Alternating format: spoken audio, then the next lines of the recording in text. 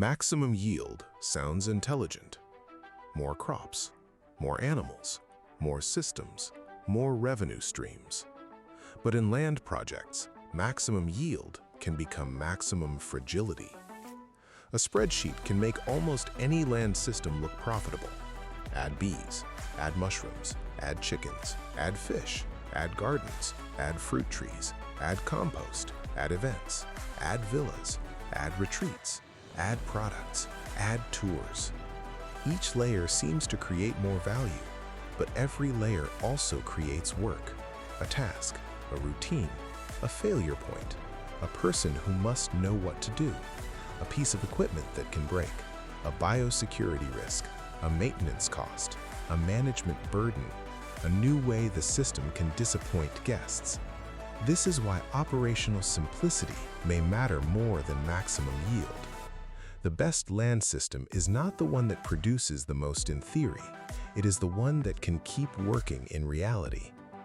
Reality means workers show up late, rain arrives early, a pump fails, a road washes out, a guest cancels, a crop underperforms, a disease appears, a staff member leaves, a supplier disappears, a manager misunderstands the system.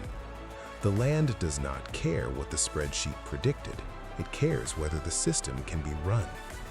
This is especially important for a productive retreat estate because it is not only a farm, it is hospitality. Guests do not want to experience your operational complexity. They want the place to feel effortless.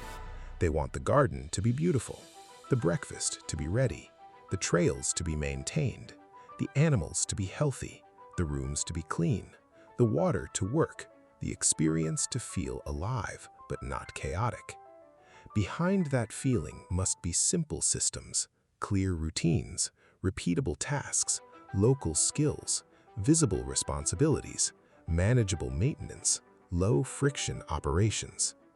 This is why Base 2 should not chase every possible land use idea at once. The question is not, how many systems can we stack? The question is, which systems reinforce each other without overwhelming the operator? Bees may be useful because they create honey, pollination, story, and education without taking over the whole estate. Compost may be useful because it turns waste into fertility and improves the food system. A simple garden may be useful because it creates beauty, meals, and guest memory. Trails may be useful because they activate the land without heavy construction. But every system must earn its place. If it requires too much specialized knowledge, it may be fragile. If it fails visibly in front of guests, it may damage the brand. If it depends on one person, it may not be scalable. If it consumes more management attention than it creates value, it should be simplified or removed. This is the discipline. Do not maximize yield, maximize durable usefulness. That may mean fewer crops, fewer animals, fewer moving parts, fewer promises, fewer things that can fail, but the things that remain should work better. A simple system that reliably produces honey, herbs, eggs, mushrooms, meals, trails, and guest experiences may be better than a complex system that claims to produce everything but constantly breaks. There is a kind of intelligence in restraint. The land does not need every possible idea. It needs the right sequence. Start with the systems that are easiest to operate and strongest for the story. Prove them, document them, train people on them. Then add complexity. Complexity should be earned, not assumed. Because a productive retreat estate is only valuable if it can keep producing. Not just food, not just revenue, but trust, beauty, experience, reliability, meaning. And those things require operations that survive ordinary reality. The test is not how much the land can theoretically produce. The test is what it can produce reliably, simply, and repeatedly. A beautiful system that collapses under daily operations is not resilience, it is decoration with extra steps. This is where the Base 2 scorecard matters. Before the dream, the scorecard asks 10 questions. Title: Can the land be securely owned, used, transferred, and improved? Access. Can people, materials, guests, staff, and emergency services actually reach it? Water. What is the source, storage, treatment, distribution, and backup plan? Buildability.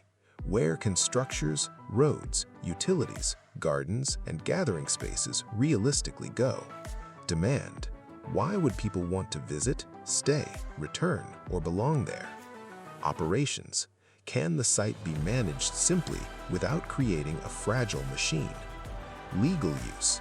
Can the intended use actually happen under local rules? Low capex activation.